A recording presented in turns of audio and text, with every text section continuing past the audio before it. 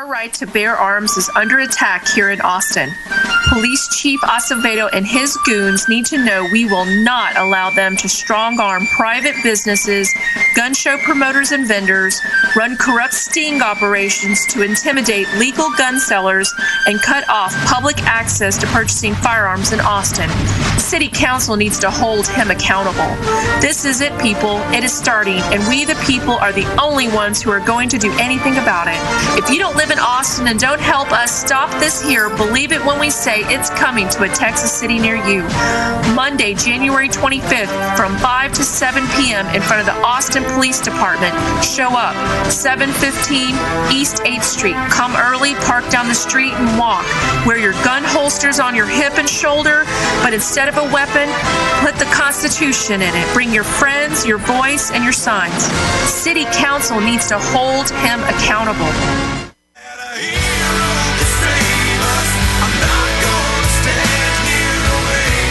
And welcome back to Liberty's Brewing on Rule of Law Radio. I'm not waiting for a hero either.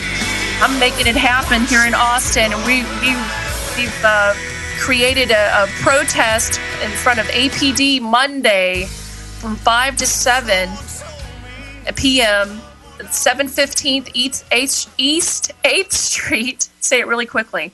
Bring your signs, your friends. Also, I want to point out that what we're requesting everyone to do is bring their gun holsters. So wear your actual physical gun holsters on your hips or around your shoulders, but instead of any type of weapon, we want you to put the Constitution in it and be armed with the Constitution with our protests. So everyone wear their hipsters or your shoulder and put your Constitution in there.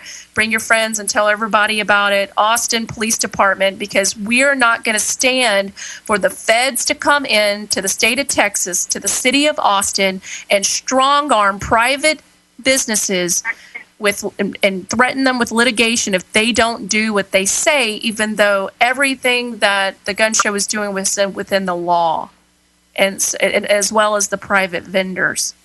So I have Darwin Bodeker, who is the owner of the Texas gun shows, who was the one that got shut down because the APD and ATF strong-armed HEB into closing their lease with him. So he's no longer able to do the gun shows in the Crockett Center on, what is it, North Lamar?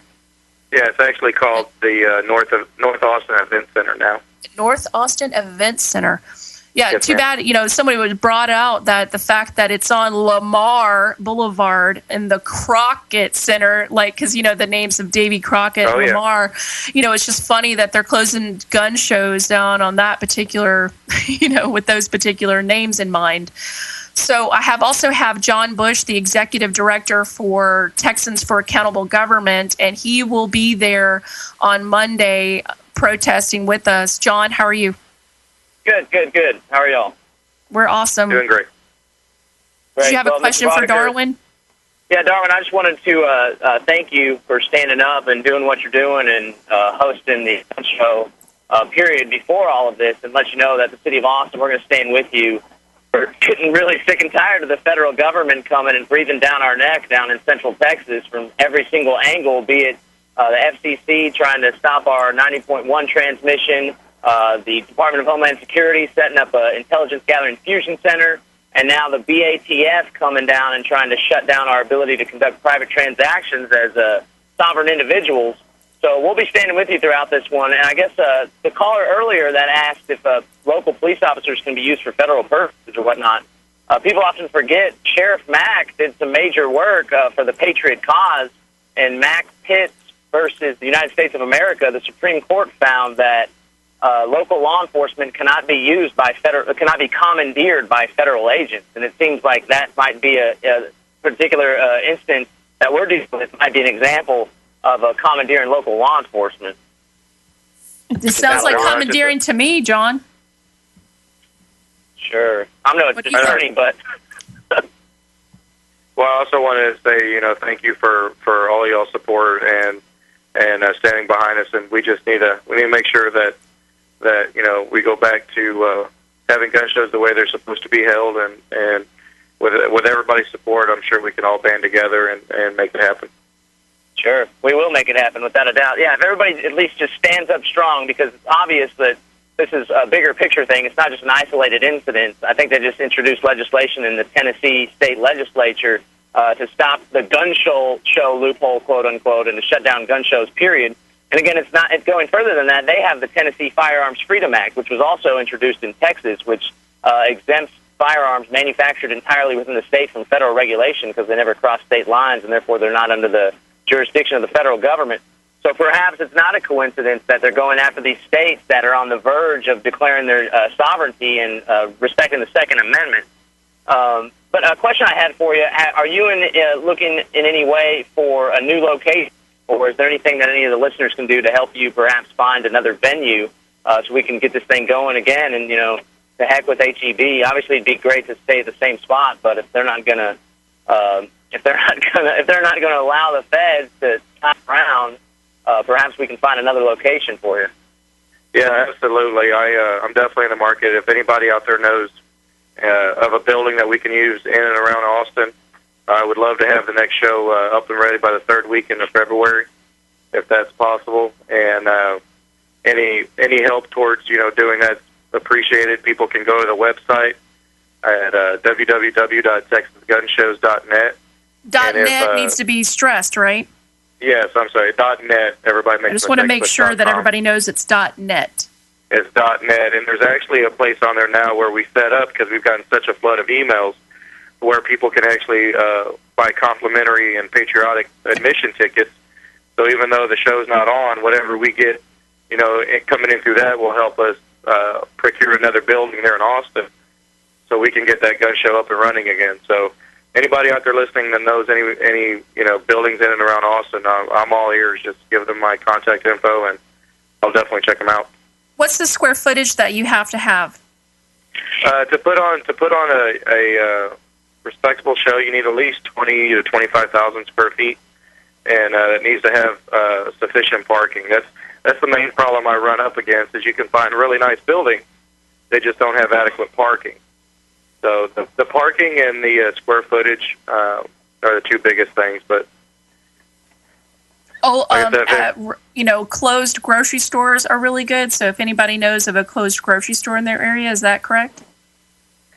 Yeah, absolutely. I mean, anything like that has the square footage and the parking. I don't want people having to walk great distances to come to the show. I know they would do it to show support, but if it's something that we're going to keep, going the third weekend of each month, it needs to really be in a decent location. Awesome. John, did you have anything else for Darwin? Catherine Blatch and myself on our radio program on Monday morning, the Rise Up radio show from 7 to 10 a.m. We're going to be having Larry Pratt. He's the head of Gun Owners of America. And Mr. Boddicker, if you're available, be on the spot, but we'd love to have you call in and chat with us as well on Monday morning if you're free. Yeah, absolutely. Like I said, I'm trying to take advantage of getting the word out to as many different avenues as possible, because the more people that know and the more people that get upset at the situation that's going on, the better likelihood that we'll be able to get on track faster. Right. Well, you got the whole support of the entire Texas Patriot community behind you, and I'm 100% sure that if we all stay together on this one and don't give in, we'll have your gun show up and running soon enough. I'm with Darwin Boddicker, the owner of Texas Gun Shows. I want to give his website out again, texasgunshows.net. So it's texasgunshows.net. He has two sections up here right at the top. It says Freedom Isn't Free donation. Texas Gun Shows is a for-profit business. Your donations will be used to help support any legal fees incurred to help us fight for our Second Amendment right to bear arms, and it says donate. And thank you so much for being on the show tonight, Darwin. I really appreciate it. TexasGunShows.net. Go buy a patriotic admission ticket to the gun show. Send some donations to him. Help him out. Thank you so much.